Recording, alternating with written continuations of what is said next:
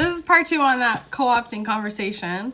Because I wanted to get into basically like, okay, so with spiritual, like, I think I posted a couple weeks ago or maybe months ago about how like I had gotten a reading from someone because I'm like, oh, they seem to be very intuitive. Like it was, I had gotten specific things that could have been 100% random and just were true for my life, and maybe that's how they feed people in. But in some ways, right, that's how readings are. You're pulling an energy, and then it does resonate for some people and it doesn't for others. And I got this reading with this person, and they were 1000% a fraud, and they were also like, that creator I just stitched in the first video called it coercive control. And so this reader, which it makes me actually very sad because I can't imagine how many people they're grifting, and that's the upsetting part. But there's something in that person that either is connected to that dynamic, and that's why it's our self-work to heal and remove those places in us that people can hook into. That's the best thing we can do. And that's not victim blaming. It's like empowering yourself to change the cycle of pattern. But in the like reading that she sent me, which is completely inaccurate, she got almost everything wrong. Actually, I don't even know if she got one thing right, to be honest. And then the things that could have been seemingly right were like vague, and it's like, oh, well, before you were 3 when you don't have a memory, which is like, that's just weird.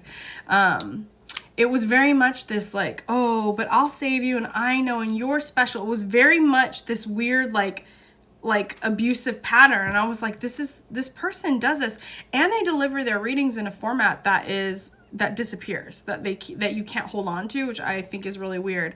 But it's like but you wouldn't know that when you book, right? Especially they didn't have any instructions laid out.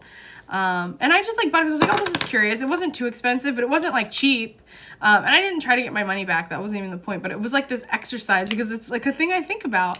And then you see it in the world, and they have a lot of followers. And even so, okay, going back to, like free will, God's will, or universal will, right? Like, when I talked to my friend about like anarchy, I'm like, there's hierarchy no matter what you do, no matter how we exist. Even if we make an ideal society, there has to be hierarchy because we all can't be involved. There has to be a point where something flows. It's just the nature of things, but it doesn't have to be the power structure that it is. We can't get away from the fact that we exist in community, and we have to exist in communities.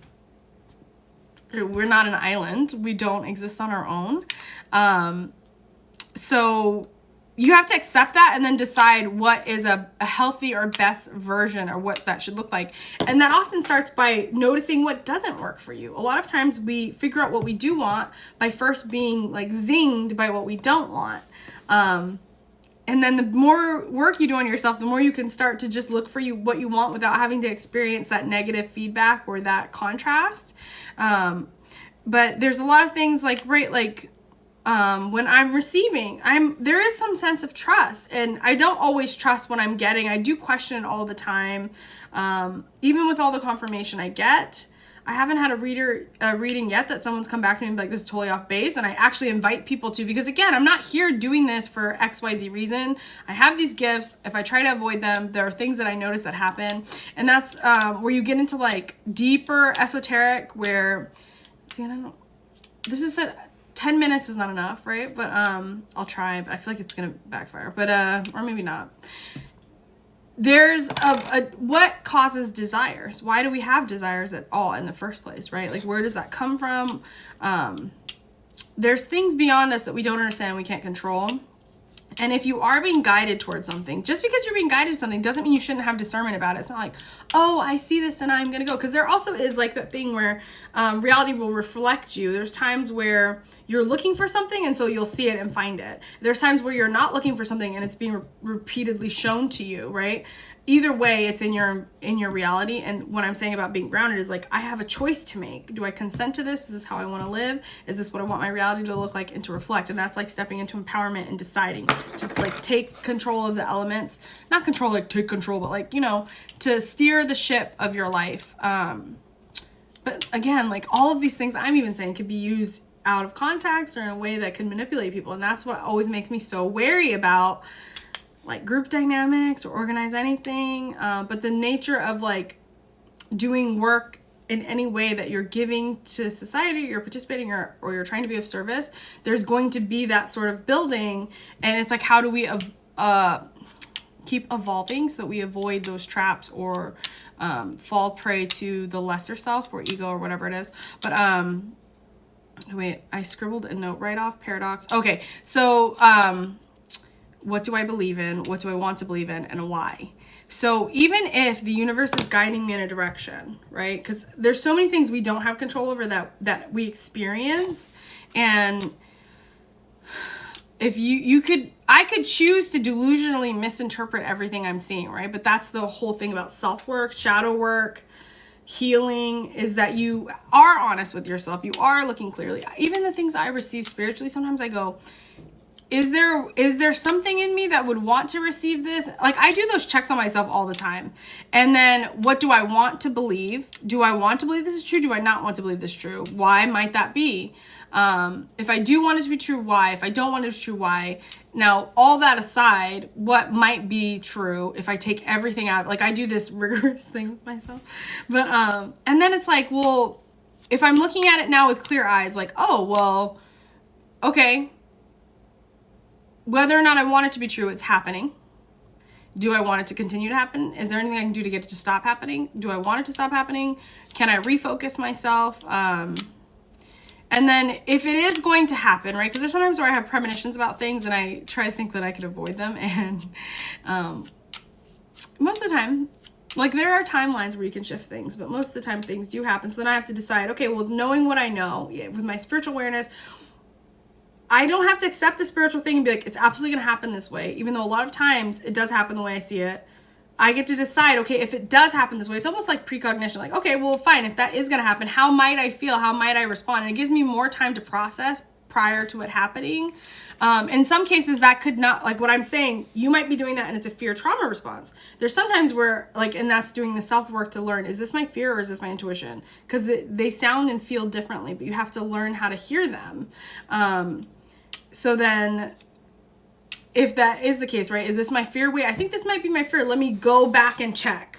Let me go look through all the holes and look for spots, holes, things that I might be overlooking. Like, I do that, which sometimes, like, hyper healing can be a trauma response also. But for me, it's more like a gut check, right? For whatever reason, I have all of these conditions that might make me susceptible. So now I have to double check, right? And I've learned to do that in a less neurotic way, even though maybe the way I'm saying it sounds neurotic, but then I'm like, okay, well, if this does present itself, what are the circumstances where I would be interested in this? What are the circumstances that I wouldn't be? And then I can allow whatever's going to happen, whether it's a person, a situation, to approach me, and then say, okay, well, do I consent to whatever happens? And sometimes things will come and they'll be a little bit off and you'll be like, oh, I didn't expect that part. But you just have to decide, like, why am I doing something? And then the same thing with, like, spirituality or growth. Like, sometimes I feel like I told you guys in another video, like, sometimes if I don't post about something, I'll hear the line repeated in my head. So it's like, okay, well, I could either listen to the sound all day or I could just turn on and see what they want to talk about. And sometimes I'm resistant to that because I'm like, well, do I have free will? And what do I believe? And that's why I have to do checks. And like, okay, well, what are you saying? Well, and if I feel like it's unclear or something, then I want to ask the question, like, well, wait, what is this? Why are you saying it this way? Or what does that mean?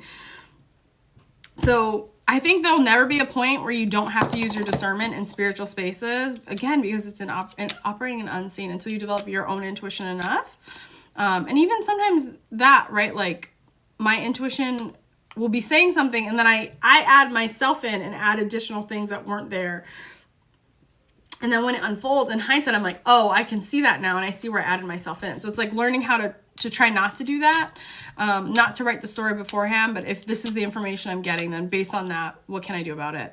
And even when you get a reading, that does not mean that has to be the thing that's going to happen for you. If you can do it as a pulse check where you're like, oh, that is not something I want to experience. So if that's not something I want to experience, how do I change my energy now so I don't align with that inevitability?